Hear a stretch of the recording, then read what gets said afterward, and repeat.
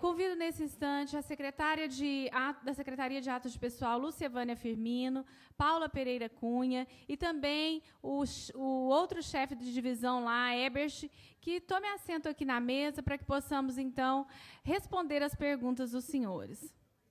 A primeira pergunta que foi formulada aqui para a gente, ela diz: quando a mãe faz parte da comissão de concurso, o filho pode participar desse concurso?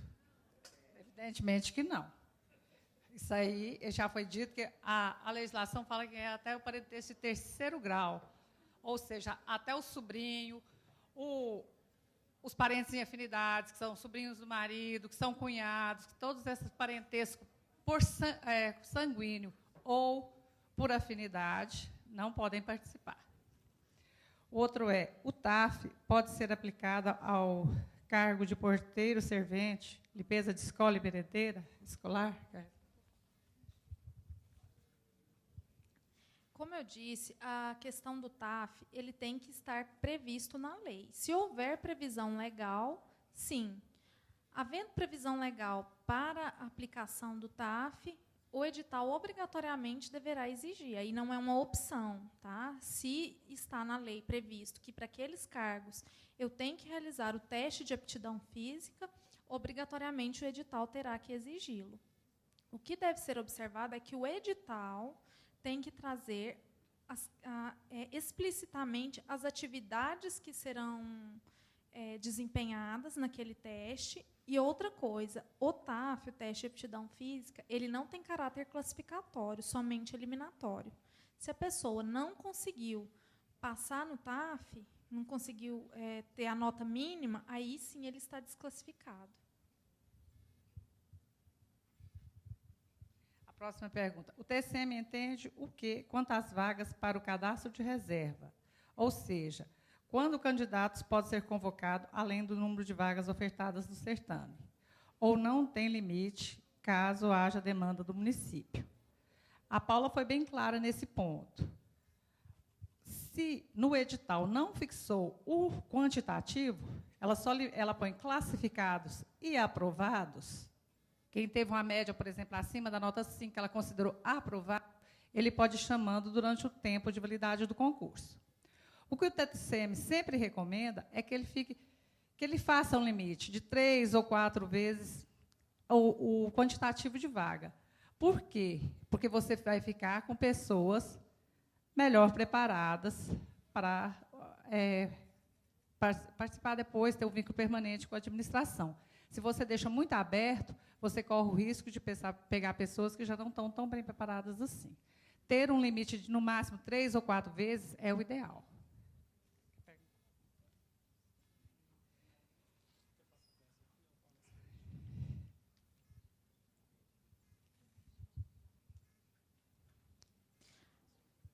Havendo desistência de candidato convocado, aprovado dentro do número de vagas, e restando apenas candidatos aprovados em cadastro de reserva, o poder público fica obrigado, de ofício, a convocar o candidato listado em cadastro de reserva?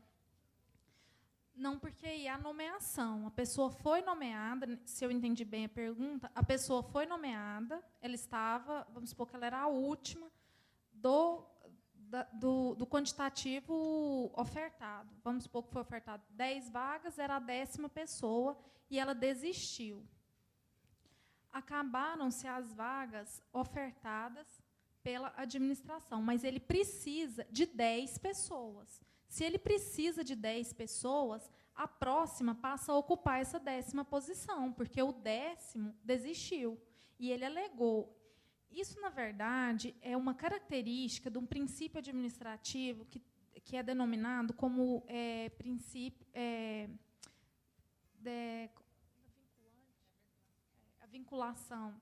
da vinculação ao edital e princípio das cláusulas vinculantes, da determinação vinculante. O que significa isso? O poder público, uma vez expressando aquela necessidade, ele expressou que ele precisava, naquele momento, de 10 vagas, ele está vinculado a essa motivação, a essa decisão que ele tomou. Então, se ele fez a nomeação, a pessoa desistiu, obrigatoriamente ele tem que chamar as pessoas até cumprir as 10 dentro do prazo de validade do concurso. Nessa pergunta que eu fiz anterior na ficha, tem uma segunda que eu não tinha lido. Caso um agente comunitário de saúde, por motivo de adquirir um imóvel próprio, muda de residência para outro setor que não foi o aprovado no concurso, o que deve fazer com esse servidor? Ele tem que ser exonerado? E se tiver passado o período de estágio probatório e tiver adquirido a estabilidade? Gente, o caso do agente comunitário de saúde, a exigência que ele resida na área é na data da inscrição do concurso. O que vai haver? Se ele mudou, depois que ele entrou para o quadro, que ele passou a ser o servidor público, a administração pode remanejá-lo. Às vezes, um agente entra de licença, ela vai pôr um agente de outra área para fazer cobertura, ela vai remanejar áreas. A área ela não é fixa, é para sempre. A exigência da lei é que, no primeiro momento, no momento da inscrição, ele resida ali. Se ele residiu, ele vai. Mas o que a administração vai fazer? Ela tem alguém para substituí-lo? Não. Ele não está morando ali, mas, temporariamente, ele continua dando assistência naquela área. Ele não vai eternamente trabalhar naquilo ali se a administração tiver outras necessidades. Uma licença-prêmio de um agente faz um remanejamento diário de agente. Não tem problema nenhum. Ele continua sendo servidor e, se um dia tiver a possibilidade dele mudar, de ir para outro bairro, conhecer aquilo, o remanejamento, a administração vai fazer. O que não pode é ficar nenhuma área descoberta.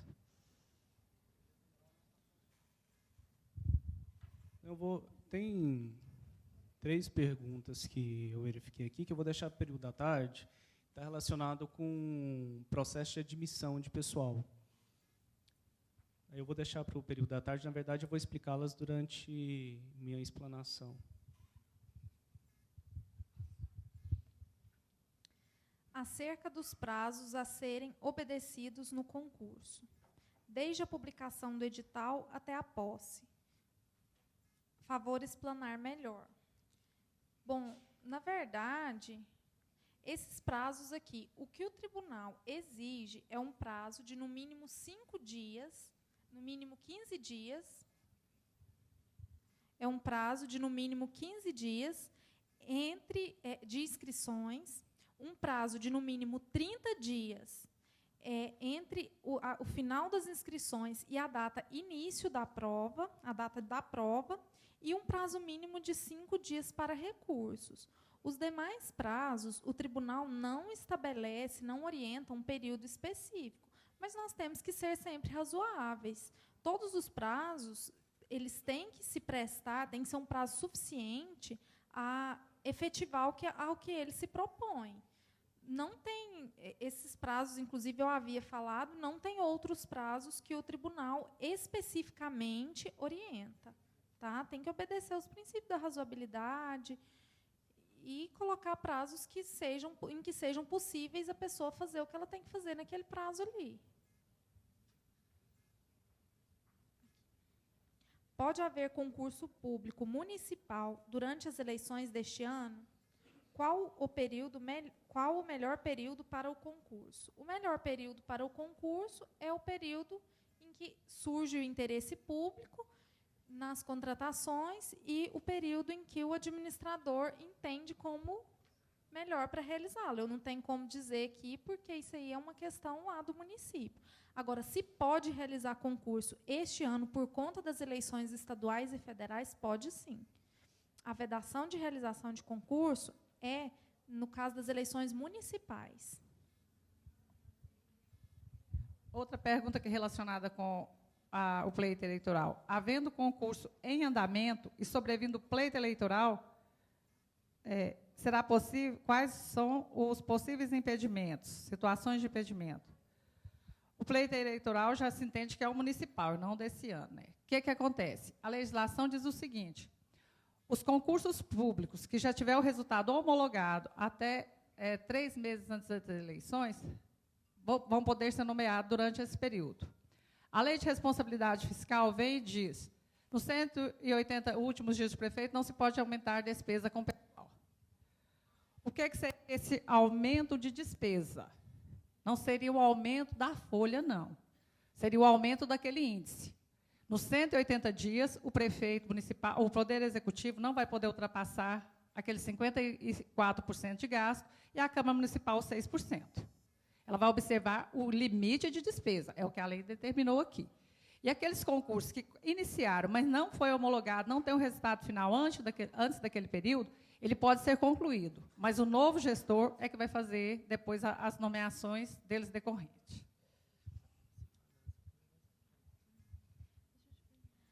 As inscrições deverão ser feitas obrigatoriamente pela internet ou apenas na sede do município, desde que obedeça o prazo ideal para se fazer as inscrições?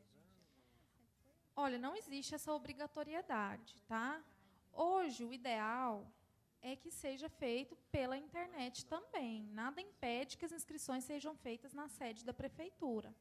Mas nós entendemos como mais ideal que também, ou seja somente na internet, ou também na internet. Os prazos, como a pessoa mesmo já colocou aqui, tem que obedecer o prazo ideal, que é no mínimo de 15 dias. O TCM tem alguma orientação com relação sobre como estabelecer o valor das inscrições? As inscrições de concurso, o tribunal tem entendido que ela tem que respeitar, principalmente, uma equivalência entre o salário do cargo. Você não pode oferecer um cargo de salário mínimo por inscrição de salário mínimo. Você não pode oferecer um cargo de nível superior com que o salário venha, um salário de 5 mil mês com R$10 de inscrição. Então, ele guarda uma proporcionalidade. Tem alguns tribunais, e até há algum tempo o nosso tribunal até chegou a isso, que ela deve equivaler a uns 3% a 5% proporcional ao valor ao vencimento do cargo que o candidato está concorrendo. Mas não tem uma norma regulamentando, nem em nível federal, nem em nível de tribunais. Isso aí é só uma questão mesmo assim de obediência, de observar os princípios da razoabilidade, proporcionalidade. Ela não pode ser um valor ínfimo e nem um valor exorbitante. A admissão de ACE e ACS deve ser somente por processo seletivo público ou pode fazer parte do certame de concurso público? Só processo seletivo público, pela razão já que Paula explicou muito bem. A diferença está simplesmente porque há exigência de residir na área. O concurso público, qualquer município que fizer um concurso, o Brasil inteiro pode participar. Pode vir gente de Alagoas, do Rio Grande do Sul, do Amazonas, participar de um concurso público em Goiás. Já o ACS e o ACE, ele tem que ter aquele vínculo com o município, conhecer a comunidade, conhecer os problemas da região, e a lei exigiu que ele residisse ali. A diferença é essa, então, ele tem que ser regionalizado e não pode ser um concurso público normal.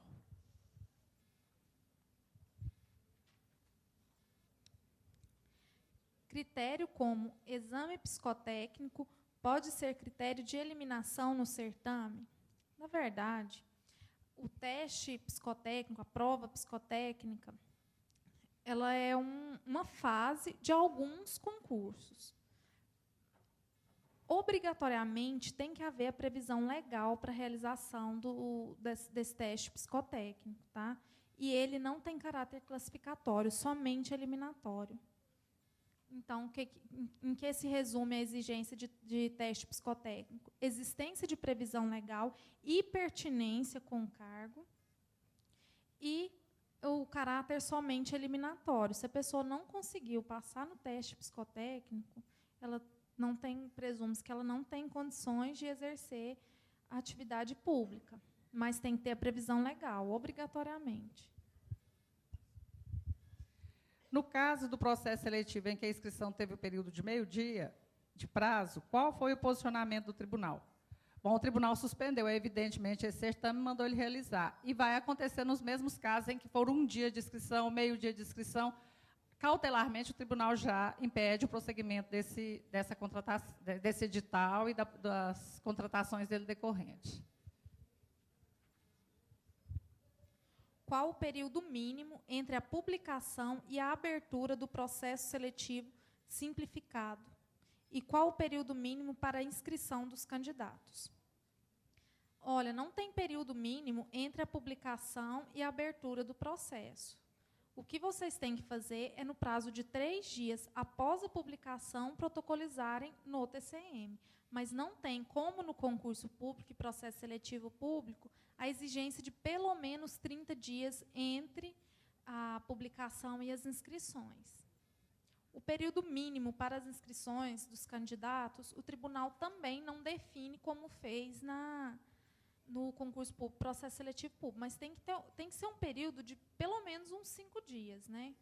Uns 5 dias, dada a urgência do certame, eu entendo como o mínimo ideal. Nos concursos públicos, nas câmaras municipais, os vereadores em exercício podem participar? Veja bem, esse caso é mais complicado, porque dificilmente o vereador vai conseguir provar, num caso de ação, que ele não teve uma informação privilegiada. Mas, se a empresa foi terceirizada, somente a mesa diretora fez o contato, o vereador demonstrar que ele não tem a menor participação, que não tem a menor chance dele ser beneficiado pelo fato de ser vereador, até que poderia ocorrer. Mas, em primeira vista, em tese, a gente entende que não, pela dificuldade que vai gerar isso aí, de comprovar essa ausência de informação privilegiada, já que ele está fazendo parte do órgão que está oferecendo a vaga.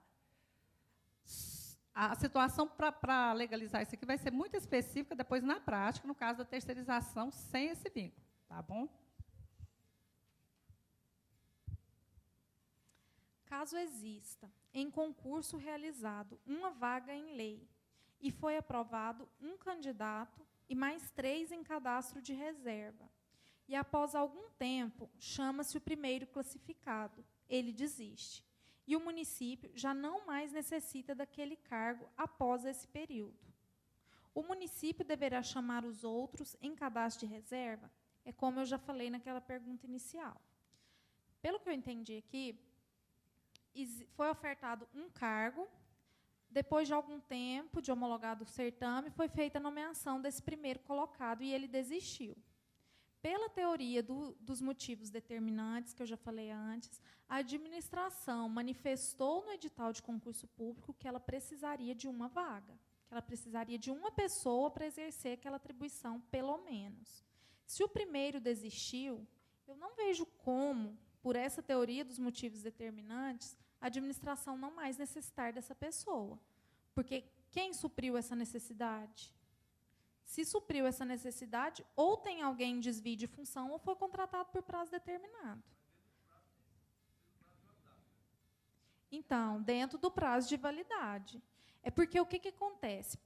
Por essa teoria dos motivos determinantes, quando o administrador fala, eu preciso de uma vaga para auxiliar de consultório dentário, entende-se que ele, como administrador responsável que ele avaliou a necessidade do preenchimento daquele cargo. Ele não ofertou por ofertar o concurso, é porque realmente precisava. Se ontem precisava, como que eu vou deixar de necessitar no prazo de 2 anos dessa vaga, sendo que ninguém está exercendo essa atribuição? Não pode ter ascensão de cargo público, quer dizer, eu não posso pegar outra pessoa que exerce outra função e prover esse cargo. Eu não posso contratar por prazo determinado porque eu tenho aprovado em concurso público, e eu não posso ter desvio de função. Então, eu não vejo como não há mais essa necessidade. Então, se ele manifestou que ele tinha interesse, que ele precisava, aliás, daquela pessoa, ele nomeou o primeiro desistiu, a necessidade dele continua existindo e ele tem que nomear o próximo. Caso a administração opte por fazer o processo seletivo diretamente, como é formada a comissão para a elaboração do edital de comunicação, parece aqui. A elaboração do edital é a fase mais simples. Quando ele resolver fazer, a administração decidir que ele próprio realizar, ele vai pegar os funcionários mais competentes que ele tiver, carreira, monte uma comissão, escolha, e aí a elaboração do edital vai ser feita confrontando as leis e publicado normalmente como uma empresa faria. A maior dificuldade que o tribunal enxerga na realização direta da realização de concurso não é na elaboração do edital, é a confecção das provas, é o sigilo das provas. a contratação de professores para elaborar as provas, para corrigir as provas, para avaliar os recursos, porque a elaboração do edital é um ato mais simples. O sigilo, a impressão de provas sem que ninguém tenha contato, todas essas fases é que tem que ser avaliadas se o município tem condição de fazer, do que a simples elaboração do edital. Se ele entende, se o gestor entende que ele tem pessoas aptas para fazer tudo isso, elaborar provas, corrigir recursos, preparar todo o material com todo o sigilo, realizar as provas, o edital é o ato mais simples que essa comissão vai efetuar. Não tem problema nenhum. O processo seletivo simplificado só pode ser efetuado após aprovação pelo TCM e todos os processos seletivos simplificados devem ser encaminhados ao TCM? Sim, todos os processos seletivos simplificados, a partir de janeiro de 2014, têm que ser protocolizados obrigatoriamente no TCM, sob pena de serem consideradas ilegais, nulas, todas as contratações dele decorrentes, e o gestor ser responsabilizado por isso. Agora, se o processo seletivo simplificado pode ser efetuado só após a aprovação do TCM, a intenção não é essa, porque o que acontece? Como eu disse a vocês, a avaliação pelo TCM ela é concomitante à realização do processo seletivo. Então, publicou o processo seletivo, manda para o TCM no prazo de 3 dias. Nós vamos avaliar. Você não vai conseguir concluir o processo seletivo dentro de 3 dias após ter mandado para o TCM, porque tem o período de inscrição, tem a avaliação que vai ser feita para a seleção desse pessoal, né? Tem resultado final, tem prazo para recurso. Então, mesmo que seja um procedimento mais rápido, tem um trâmite que é que demanda um pouquinho de tempo. Então, e mesmo porque a análise nossa só vai ser concluída definitivamente quando vocês encaminharem a homologação. Então, na medida em que vocês forem realizando o processo seletivo, nós vamos realizando a fiscalização juntamente com o desenrolar do processo seletivo. Sobre a exigência de divulgação no Diário Oficial do Estado. Se houver lei municipal determinando o órgão oficial de publicação do município, não há obrigatoriedade de publicar no Diário Oficial do Estado? Como a Paula disse, se a lei orgânica de vocês ou alguma outra lei disser que o órgão oficial é muitos municípios até fizeram convênio com a AGM ou com outro órgão que vocês publicam no placar deles, ou no placar oficial do município, a secretaria tem aceito essa publicação. E desde que também publique no jornal de grande circulação ou no jornal de grande circulação. Por quê? O candidato ele precisa de um ato escrito disso aí.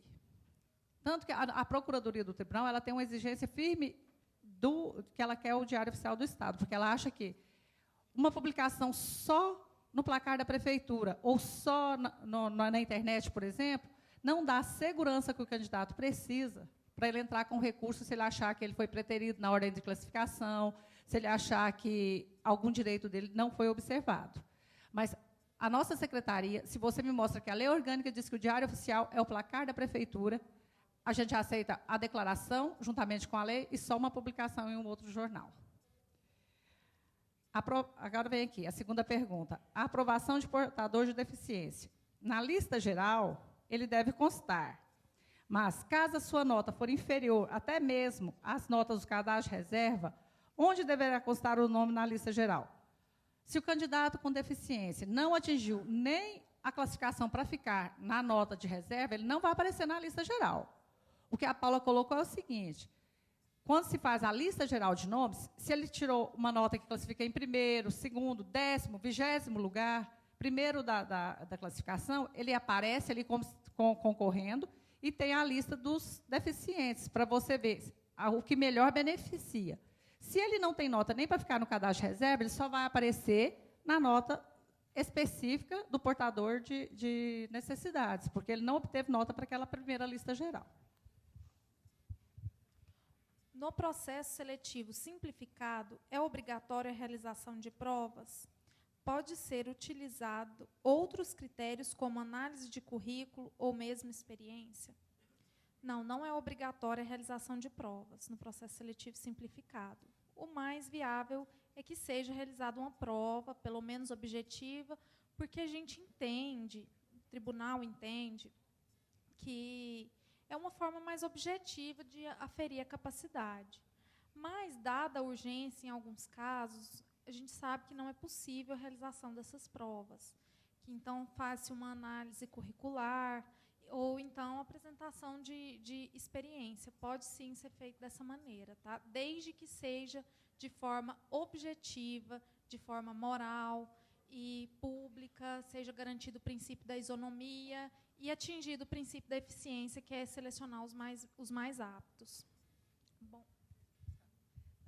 Só complementando num caso de exemplo desse da Paula, porque falar como pode fazer, não pode fazer, às vezes querem prova. 2 professoras, por exemplo, entram de licença gestante, ela vai ficar afastada 6 meses. Você vai fazer um processo seletivo para a contratação de 2 professores por um período de 6 meses. É viável mobilizar todo o aparato para realização de prova, concurso, prazo, de tudo, ou o simples exame de um currículo que ela te apresente, dos títulos que ela tem, das experiências que ela já possui, para ser ágil e suprir rapidamente e a turma não ficar sem aula? Nós, da secretaria, entendemos que esse processo é perfeitamente viável, que numa situação tão emergencial, um número tão pequeno, e não seria justificável exigir todo o procedimento de prova, de título, de todas aquelas etapas, como se concurso público fosse, se a emergência está ali declarada e o currículo da pessoa. Então, o professor é um bom exemplo, mas tem mais, vai assegurar um bom processo de seleção. Você vai ver quem é mais experiente, quem tem mais título, quem tem tudo. O engenheiro, numa obra que é urgente ali também, você vai saber também, é prazo determinado, é rápido naquilo ali. Então, dá para fazer também por título, por entrevista, alguns outros critérios de seleção que dá para pontuar bem, além da prova também. Foram criadas 2 vagas por meio de lei. Após a realização do concurso, as vagas foram preenchidas. 1 ano e meio após, surgiu a necessidade de mais 2 servidoras para o cargo. Pergunta: para nomear 2 servidoras, basta aumentar o quantitativo de vagas de criação do cargo?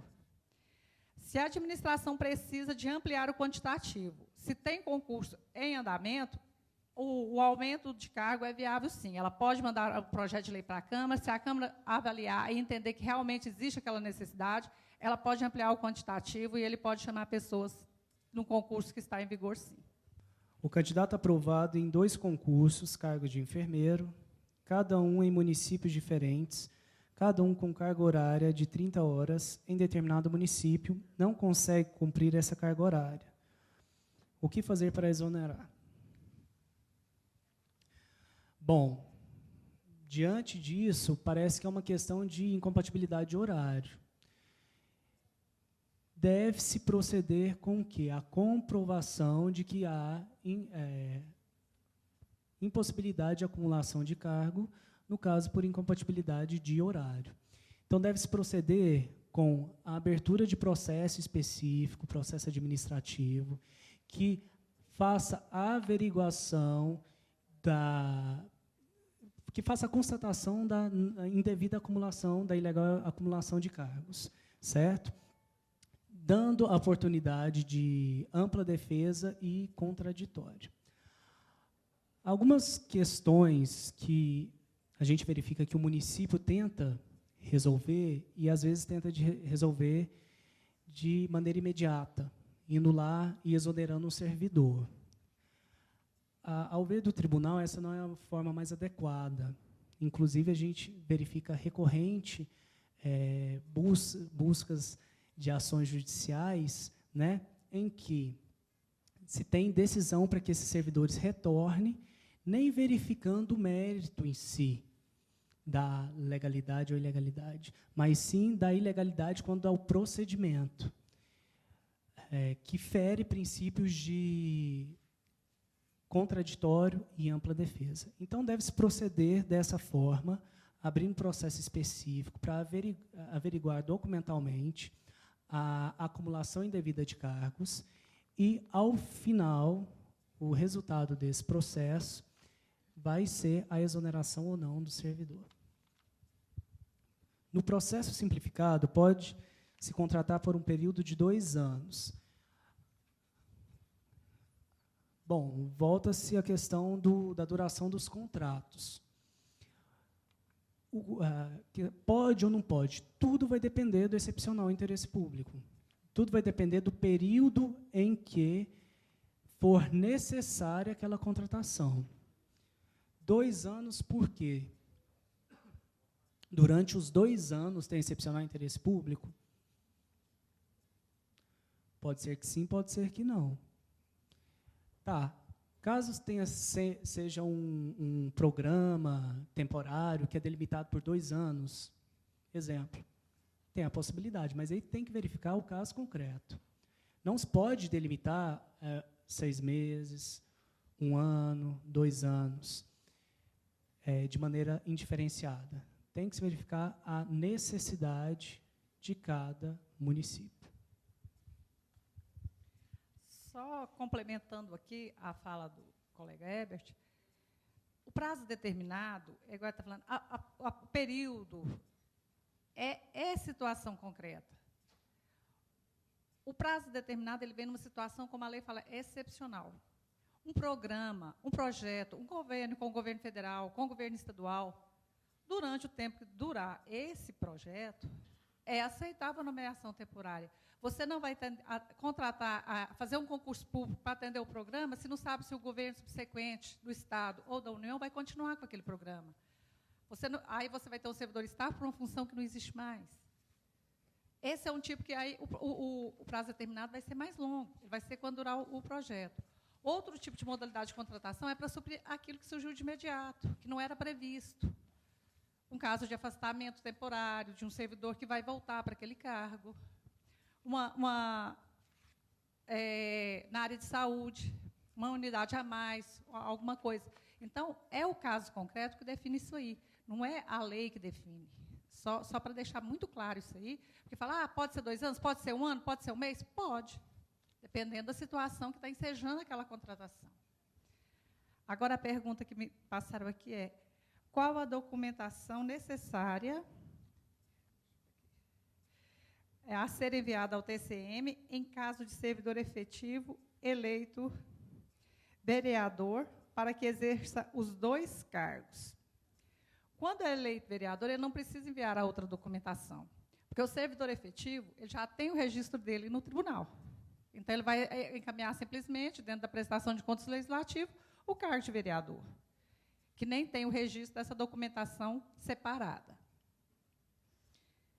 Há alguma exigência do TCM para que exista um percentual de cargos de direção, chefia, assessoramento, para que seja preenchida por servidor efetivo?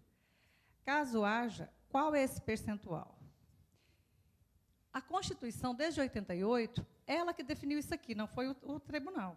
Lá no 37.4, ela fala assim, os cargos de assessoramento, direção e chefia devem ser preenchidos por servidor de carreira, num percentual a ser definido pela lei do município. Preferencialmente, então, tem que ter. Cada município ele pode contratar livremente um determinado número e elaborar uma lei. O executivo tem que encaminhar essa lei para o legislativo. Falando, aqui no nosso município, 10% das minhas chefias, ou 20%, 30%, 50%, é lei local que define o percentual, está destinada ao cargo de carreira. Então, o tribunal, desde 88, a legislação está aí. Mas, desde 2010, o tribunal emitiu um acordo, começou a fazer cobrança, e nós, da secretaria, estamos tentando acompanhar, estamos cobrando a edição dessa lei. Tanto o Poder Legislativo como o Executivo, e principalmente o Executivo, porque, às vezes, a Câmara tem um número muito pequeno de servidores, não tem nem servidor de carreira. Então, o Executivo, principalmente, tem que definir esse percentual e dedicar para o pessoal de carreira, sim. Mas é a Constituição Federal que exige, nós estamos simplesmente fazendo cumprir aquele dispositivo. Quanto à exigência de publicação de edital de seleção, foi feito pela manhã, que é possível tal publicidade em mural do órgão, desde que haja previsão na lei orgânica do município. Pergunta-se, é possível que se estabeleça essa previsão em ato normativo de hierarquia inferior? Por exemplo, uma portaria? Pelo que eu entendi aqui, a pergunta é se a previsão de que o placar da prefeitura é o órgão oficial de divulgação dos atos da administração pode ser prevista em uma portaria ou em um ato infralegal. Não. Se for essa a pergunta, não pode. A previsão obrigatoriamente tem que estar na lei orgânica, não é em qualquer legislação do município, é na lei orgânica. Então, a lei orgânica tem que estabelecer que o placar é o veículo de divulgação dos atos oficiais. Caso contrário, tem que ser publicado no Diário Oficial.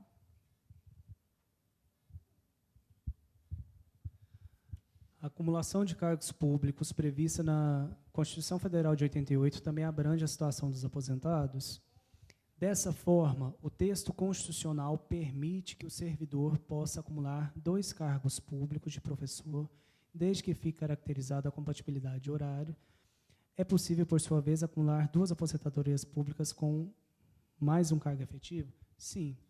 Isso se estende, então, aos proventos de aposentadoria, desde que respeite também o que é previsto enquanto a possibilidade de acumulação de cargos. Claro que aqui a gente não vai verificar a compatibilidade de horário, porque não é pertinente, né? O provento de aposentadoria com o outro cargo, ou então as 2 aposentadorias. Professor pode acumular função com administrativo na situação hipotética de trabalhar no administrativo 40 horas e professor 20, ou de 30 e professor 20. Olha, diante ao termo administrativo, eu indico que não, porque isso remete a atribuições meramente operacionais, certo? Então, a regra é professor, professor, professor técnico ou científico. Administrativo não se encaixa técnico ou científico, independente da carga horária, ser compatível ou não. Caso haja admissão de pessoal nos últimos 180 dias de mandato, os atos continuarão válidos ou a convocação será invalidada. Se válido, o município será multado ou o gestor será multado. Bom, no caso de últimos 180 dias, o ato só não será válido se houver aumento de despesa com pessoal. E, neste caso, quem será responsabilizado é o responsável. No caso, o responsável pela admissão de pessoal. Pergunta aqui ainda é da parte da manhã. O ACE e o ACS, quando em licença particular, como preencher essa vaga durante este período? A área pode ser remanejada, como eu falei, pode ser dividida com o agente que está no limite dela ali, com os 2, 3 agentes que estão no limite. Se não houver a possibilidade de remanejamento, a administração pode negar a licença particular. O interesse é público. A licença particular só é concedida quando não vai trazer prejuízo para a administração.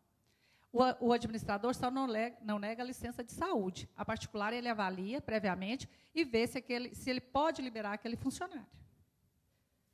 A segunda pergunta é, a legislação deve criar cargo de professor 1, determinadas vagas, professor P2, com determinadas vagas, professor P3, etc.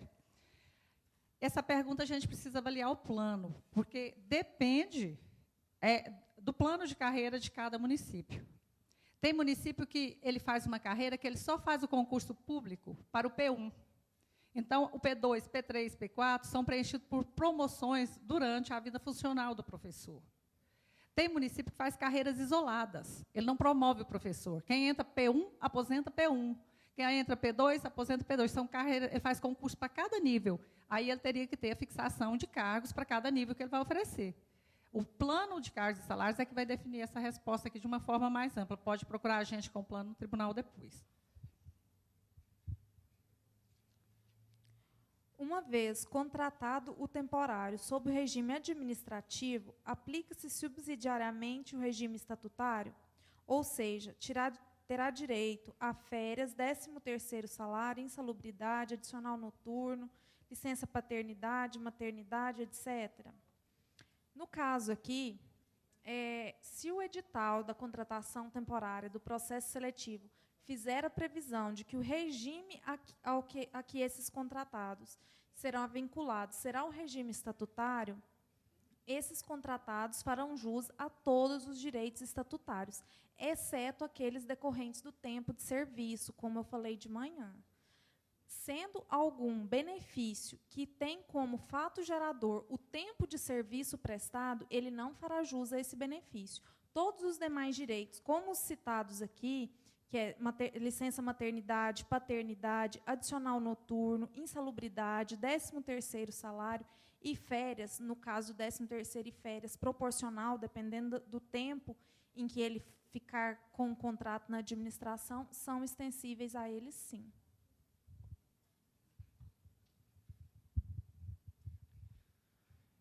Qual o percentual de comissionados em relação a servidores efetivos?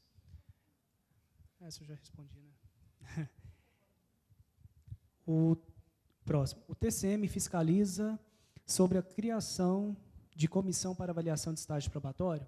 Não, ele não faz esse tipo de fiscalização específica em estágio probatório.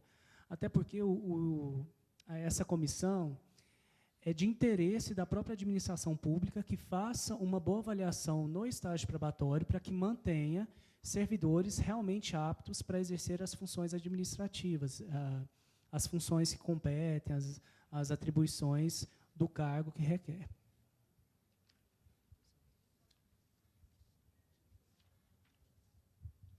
Administrativo do Estado pode trabalhar de motorista no município? O servidor exerce a função de vigia, dia sim, dia não, no colégio estadual. Trabalho como motorista em torno de 4 horas dias, como motorista no transporte de aluno urbano. Não há possibilidade. Não se enquadra, porque aqui é um caso de acumulação de cargo que não está previsto, né, a sua possibilidade nas exceções. Independente de carga horária, não pode haver esse tipo de acumulação. Havendo concurso público, os aprovados em uma certa área, tendo desvio de função, a prefeitura pode colocar outros em seu lugar? Pela pergunta aqui, parece que ele está querendo permanecer o desvio de função, se eu bem entendi. Acredito que não, porque, havendo desvio de função, a administração vai voltar o servidor para aquele cargo que é o correto e a fazer a nomeação do concurso para o cargo que ele foi aprovado. Se não perpetuaria, era o desvio de função, se ele pudesse nomear e colocá-lo numa função diferente para a qual ele foi aprovado. O desvio de função, a gente tem noção que acontece, mas vocês têm que tentar corrigir. Por quê? Até, às vezes, o funcionário não quer, fala, não, eu estou aqui, eu estou ganhando uma gratificação, eu estou fazendo tudo isso, mas ela acostuma, ela adquire um novo padrão e depois a volta vai acontecer, na aposentadoria vai acontecer, e o prejuízo é muito grande para o servidor no futuro. É melhor que ele fique na carreira dele, que brigue pela carreira, do que o desvio de função. Em um concurso público, onde o número de vagas oferecido seja uma única vaga, e o candidato aprovado em primeiro lugar não seja deficiente, e o segundo portador de deficiência, de quem será a vaga? Bom, a questão do... Nesse caso aqui, a vaga será do primeiro colocado na ampla concorrência. Mas o que acontece? No caso da reserva de vagas, tudo vai depender da reserva de vagas para pessoa com deficiência, tudo vai depender da previsão, do percentual de vagas reservadas e da cláusula de arredondamento. Mas, nesse caso, havendo só uma vaga, eu não vejo como haver o provimento pela pessoa com deficiência. Gostaria de saber o posicionamento do TCM sobre contatos de credenciamento para profissional da área de saúde. Quanto ao seguinte, deverão ser precedidos de processo seletivo simplificado? Poderão ser realizados por qual prazo, sem a realização de um concurso público? O credenciamento não está na nossa área de atuação. Ele está com a Secretaria de Licitação e Contratos. Mas, a título só de esclarecimento, a Luciana depois pode procurar a secretaria correta, o Vinícius é o secretário, doutor Vinícius, e esclarecer melhor. O credenciamento, ele não tem concurso, ele não tem procedimento seletivo, porque ele abre para todos os interessados daquele ramo vir e contratar com a administração. Então, ele já é um processo ao inverso. Ele já traz todos os interessados, ele não tem limite. Ele não pode fazer credenciamento para 2 ou para 3 de uma determinada categoria. Ele abre para todos daquela categoria. Mas é melhor procurar o tribunal e esclarecer melhor com a própria área de atuação. Qual o procedimento correto? Concurso público ou processo seletivo simplificado, ou prazo determinado, para profissionais, assistente social, psicólogo, como exemplo, do CRAS e do CREAS. Programas, é o que eu falei agora mesmo, complementando a fala da Paula. Programas que não têm apesar de não ter duração certa, pode terminar, no meu entendimento, o entendimento da secretaria, e que tem sido acolhido, ele dura enquanto durar o programa.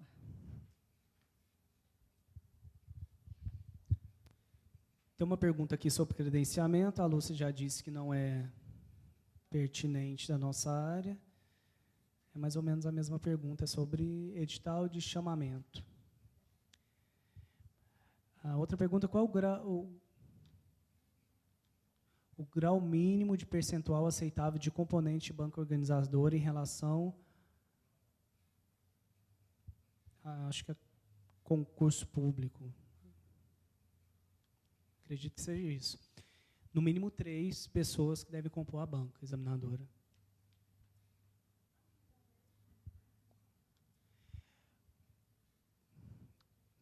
Qual seria o prazo para cadastro dos funcionários aprovados no processo seletivo simplificado no site do TCM?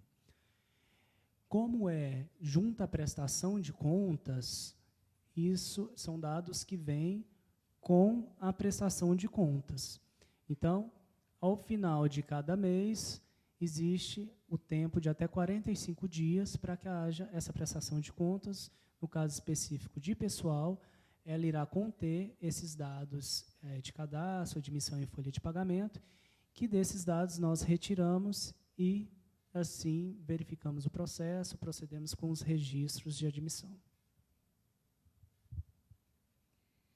Em caso de um secretário passar em concurso público de agente carcerário em outro município, ele pode continuar como secretário ou não? Apesar de um caso concreto, aqui dificilmente a gente enxerga a possibilidade de ele exercer as duas, primeiro, porque geralmente o cargo efetivo vai ter 8 horas, o cargo de secretário exige dedicação exclusiva. Então, possivelmente, ele vai ter que fazer uma opção aqui, ou tomar posse no cargo, vir licenciado, vir à disposição do município, é um caso concreto que tem que ser avaliado. No meu município está sendo criada uma cooperativa de catadores para prestar serviço ao município, como gari, serviços gerais, vigias, etc. Pago pela prefeitura, município. Gostaria de saber se é legal. Sou controlador interno, o que eu devo fazer? As cooperativas estão sendo avaliadas e deve sair, consórcios, cooperativas, uma resolução orientativa do tribunal. Mas esse controlador interno, eu acho que deve procurar o tribunal. Também a área de licitação e contrato, que está avaliando isso aqui, com o doutor Vinícius, para um esclarecimento bem mais aprofundado dessa matéria aqui, porque ela é bastante complexa.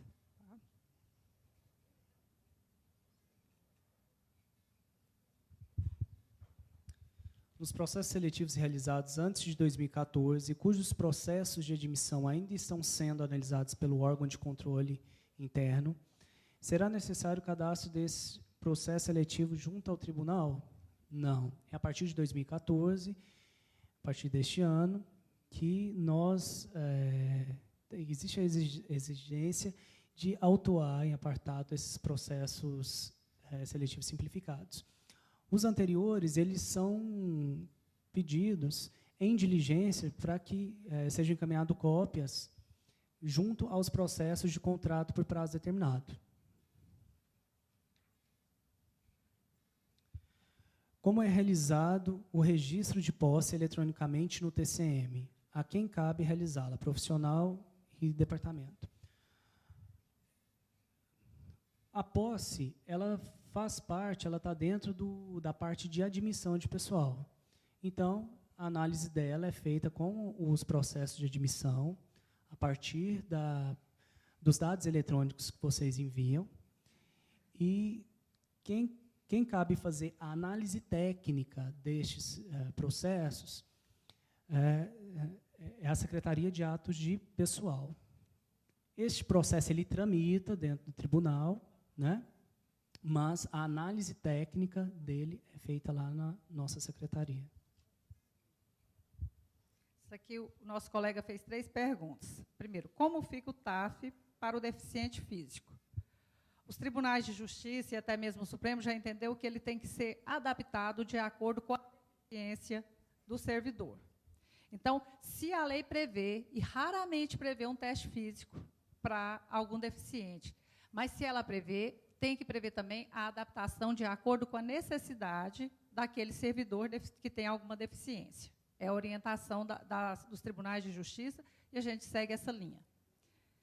A comissão somente pode ser composta por servidores efetivos?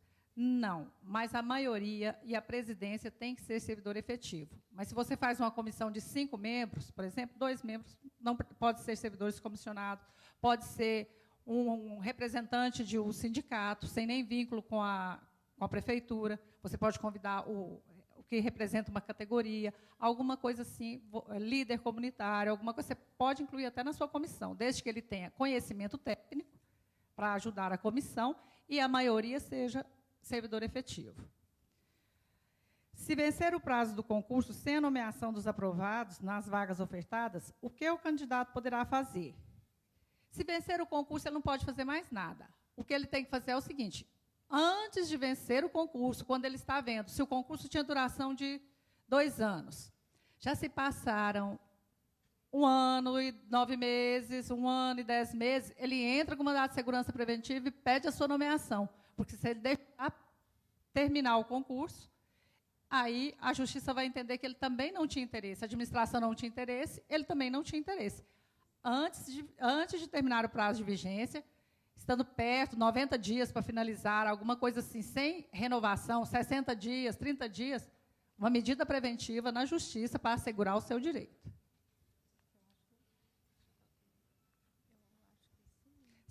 Se o funcionário público estiver encostado pela perícia, estando apto, volta a trabalhar, normal. Porém, após 5 dias voltar, traz um atestado do seu médico particular, concedendo mais 90 dias.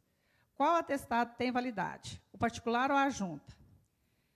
Evidentemente que o servidor, a junta tem ela está soberana sobre o atestado.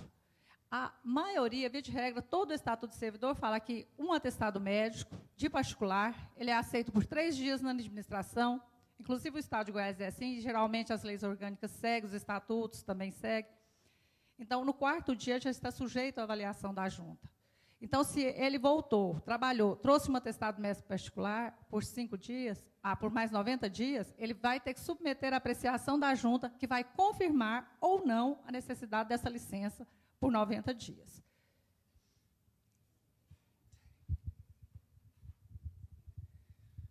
Funcionário trabalhou 5 anos em cargo de comissão. Depois assumiu o concurso na mesma instituição. Posso dar entrada com um processo de averbação no tempo de serviço? Com isso, quando completar os 10 anos, posso gozar da licença-prêmio? Bom, pode entrar com averbação de tempo de serviço, por computar tempo de serviço público.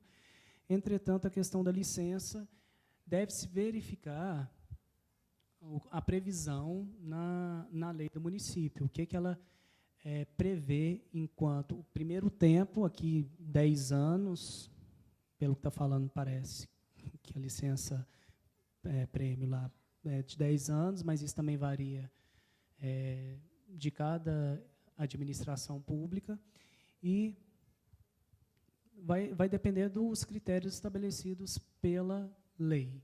Entretanto, normalmente, ela estabelece período de efetivo exercício, né, de encargo efetivo.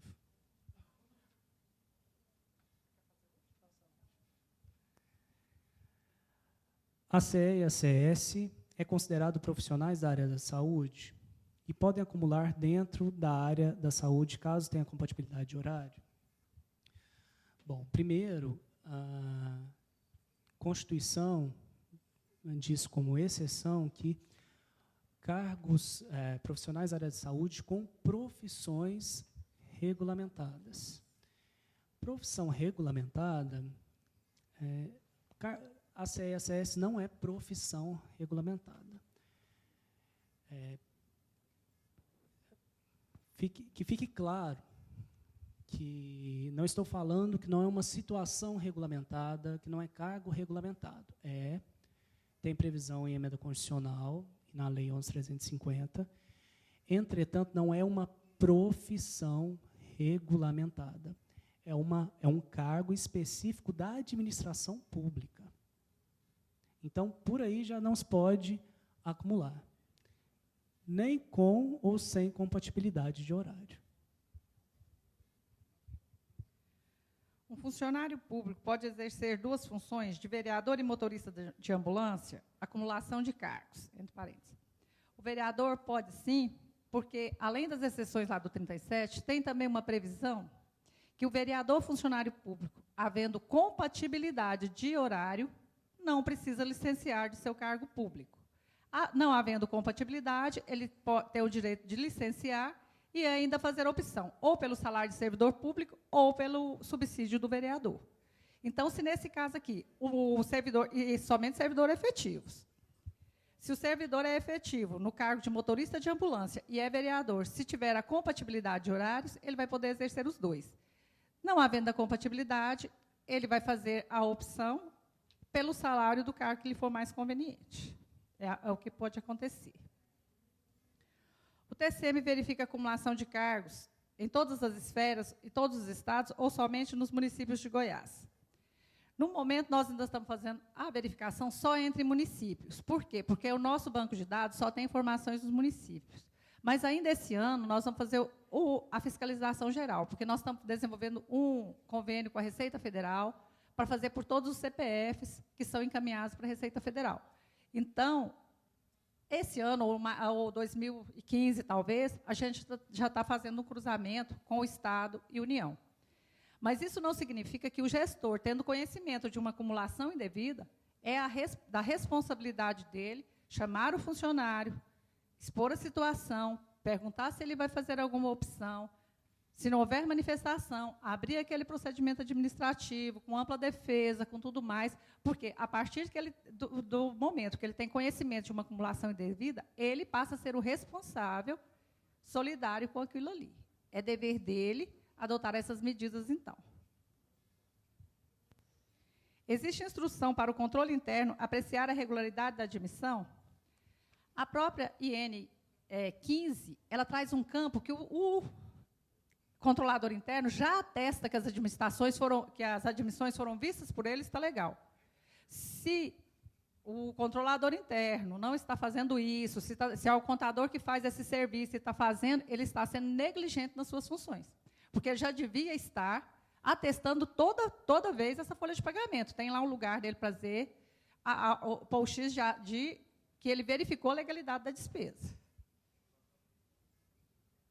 Quanto à acumulação de 2 cargos de professor, a carga horária mínima semanal seria 60 horas. Não é admissível um professor ter 40 horas em um cargo e 30 em outros? Esse é o caso daqueles que o Herbert disse que somente o caso concreto vai avaliar. Porque a carga horária de 60 horas ela foi definida com um padrão de saúde, que o Ministério de Saúde já falou, do descanso, da necessidade de repouso, da hora do almoço. O Ministério do Trabalho tem algumas orientações sobre essa mesma norma. Existem municípios que essa carga horária ela é feita toda dentro da escola, tem municípios que ela tem 20% da carga horária é feita em casa, fora da atividade escolar. Então, é uma situação que pode ser levada para a gente avaliar no caso concreto também. É uma das pouquíssimas exceções que o Herbert já fez referência. É possível o município firmar um TAC, um termo de ajuste de conduta, para contratar profissionais para determinadas áreas, já tendo esses profissionais? Entendo que não. Se você já tem os profissionais, como que você vai fazer um TAC para contratar os mesmos profissionais? Se eu entendi a pergunta, não é possível um TAC nessa situação.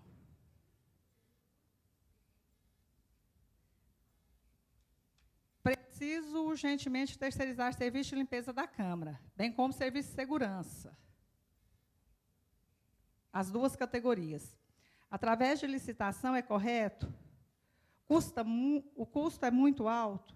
Qual seria possível uma outra medida para a saída dos gestores?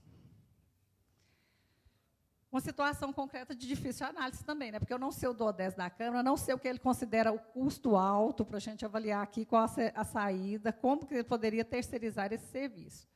Não existindo no quadro dele a criação de cargos dessas duas situações, de limpeza e de guarda, ele pode contratar. Se tiver no cargo, no plano de cargo e salário da Câmara, a existência desses cargos, não é possível a terceirização.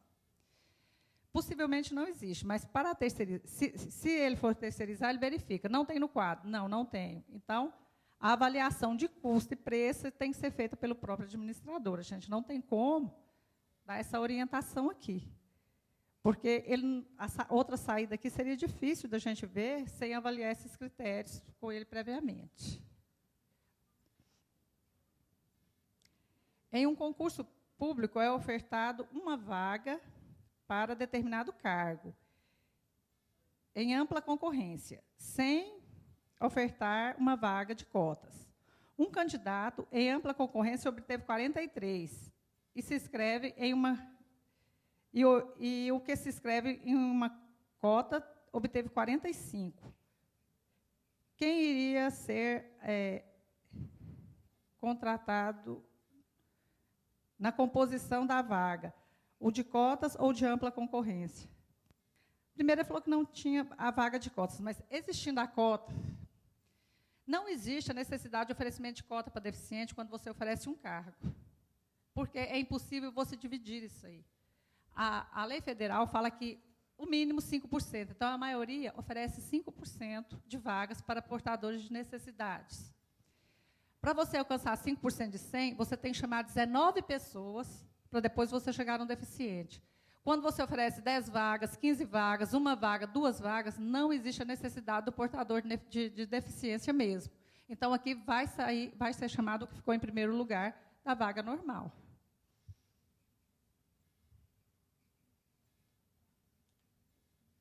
Ele fala que tem um de cota de 45, mas ele fala que primeiro que não teve cota. Então, tem que avaliar também essa situação aqui, se houve cota, se não houve cota. Se quiser, ele não pôs nome à pessoa, não sei se está aqui, porque se tiver oferecido cota também, a gente tem que avaliar essa situação mais perto, né, porque ele pôs 2 pontuações aqui. Qualquer coisa, deixa essa pergunta, ela deve ser um caso concreto, procure a gente no tribunal para a gente avaliar se a pessoa ainda estiver aqui, que ela não se identificou, para a gente ver se realmente ofereceu ou não ofereceu cota, como que ficou esse concurso dele. A respeito da despesa de pessoal no Poder Legislativo em relação ao DODESimo, qual é o limite prudencial? Sendo que, nas cidades com menos de 100 mil habitantes, o valor do repasse chega a 7% da receita do município. Do DODESimo não tem limite prudencial, ele tem a fixação de acordo com aquele índice da própria Constituição.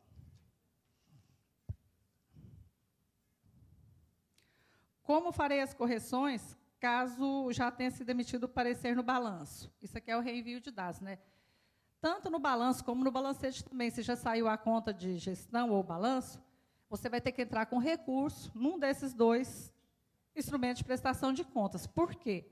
Se você pede para a secretaria, eu vou reenviar a folha de pessoal, faz a alteração, essa modificação vai refletir no índice da saúde, no índice da educação e vários outros índices. Se a conta de gestão já foi julgada, se o balanço geral já foi apreciado, somente com recurso, um dos 2 instrumentos que estiver já sido julgado, é que vai motivar esse reenvio, porque você vai ter certeza também que outros índices serão alterados em razão da modificação do índice de pessoal, da folha de pessoal. Esse é o motivo que a gente já não mexe nos dados depois do julgamento.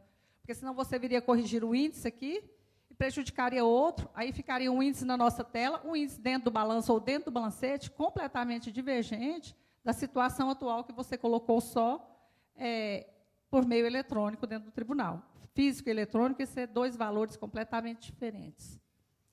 E a última pergunta. É obrigatório ou apenas orientação que o número de cargos efetivos seja maior ou igual ao número de cargos comissionados? Esse aqui eu já respondi.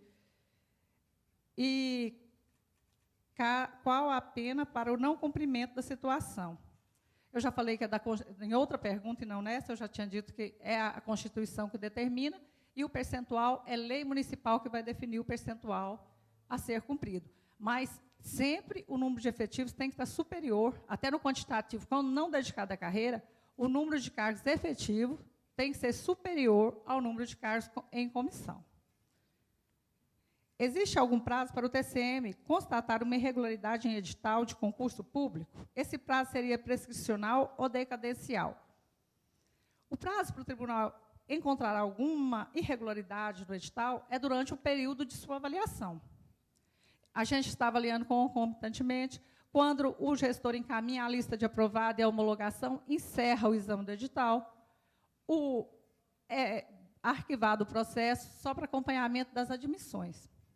Para que seja detectada uma irregularidade depois desse julgamento, depois do acordo pela legalidade, só se houver uma denúncia, se alguém conhecer um fato grave que passou desapercebido quando o tribunal procedeu à análise daquele edital.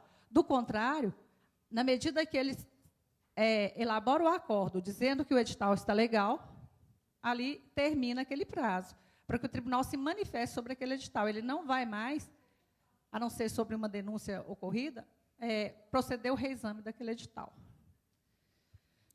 Bom, gente, as perguntas encaminhadas foram essas. Se alguém ainda quiser fazer alguma pergunta verbal, alguma coisa, estamos à disposição. Bem, pessoal, enquanto vocês vão aí pensando, eu quero apenas, quero agradecer a todos, agradecer à equipe da Secretaria de Atos de Pessoal, que prontamente se dispôs em estar aqui, a Lúcia, a Paula, o Ebert. Como já dissemos, eles estão à disposição de vocês ali no tribunal. O tribunal quer cada vez mais se aproximar do nosso jurisdicionado. O interesse do tribunal é fiscalizar e contribuir para a correta aplicação do dinheiro público, e não simplesmente punir, e não simplesmente multar. Porque muitas vezes a gente observa, em todas as temáticas do tribunal, em todas as prestações de contas ali enviadas, que o erro muitas vezes não é um erro de má-fé, às vezes é um erro justamente por não ter conhecimento, talvez por desconhecimento da questão legal, de alguns aspectos. Então, nós estamos aqui numa tentativa de nos aproximar, de cumprir também o nosso papel pedagógico, através da Escola de Contas, trazendo esclarecimento a vocês, a Secretaria sempre se dispondo para que a gente venha cada vez mais contribuir com a administração pública, que esse é o nosso objetivo. E eu gostaria de pedir a ajuda aqui ao pessoal da mesa, vou pedir a cada um aqui, nós vamos sortear o livro rapidamente. Quero agradecer à editora Atlas, ao Ailton, que esteve aqui ali representando também a Learte, nessa parceria que temos firmado nos nossos eventos. E agradecer também pelos brindes que eles ofertaram. Dizer a vocês que estejam atentos, mais uma vez, entregue a avaliação de reação, não saia sem entregar, sem responder essa avaliação, é muito importante para nós. Esteja atento ao nosso site, nós teremos um curso até o mês de junho por mês, então teremos abril, maio e junho, depois teremos agosto, setembro, outubro, novembro. Você que é controlador interno, eu acredito que todas as temáticas são importantes. O nosso próximo curso será de contabilidade pública, onde estaremos tratando também da questão do plano de contas, as atualizações. Importante que você participe.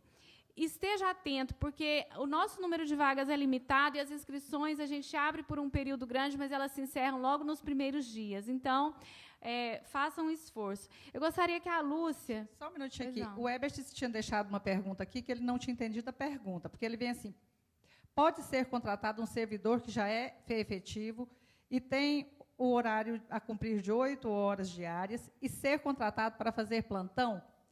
Geralmente, plantão nos induz à área médica, à área de credenciamento. Se for nessa área, essa pessoa tem que procurar, igual eu falei, a Secretaria de Licitações e Contratos, com o colega Vinícius, para esclarecer isso aqui. O plantão, eu não sei como o tratamento que ele está sendo dado para isso aí, mas parece que o plantão poderia exceder essas 8 horas diárias. Se não for o caso de credenciamento, o caso médico, for um caso concreto na área de pessoal mesmo, procure a gente esclareça melhor isso aqui lá no tribunal amanhã ou qualquer dia que quiser, que a gente verifique essa situação de caso concreto. Muito obrigada a todos que nos ajudaram, a equipe da Escola de Contas, o pessoal de TI do TCM, e esperamos encontrá-los e revê-los brevemente nos nossos próximos cursos. Muito obrigada. Parabéns, obrigada pela sua participação. Nossa, eu esqueci de tirar, Ruth. Obrigada. Parabéns, obrigada pela sua participação. Nossa, eu esqueci de tirar, Ruth.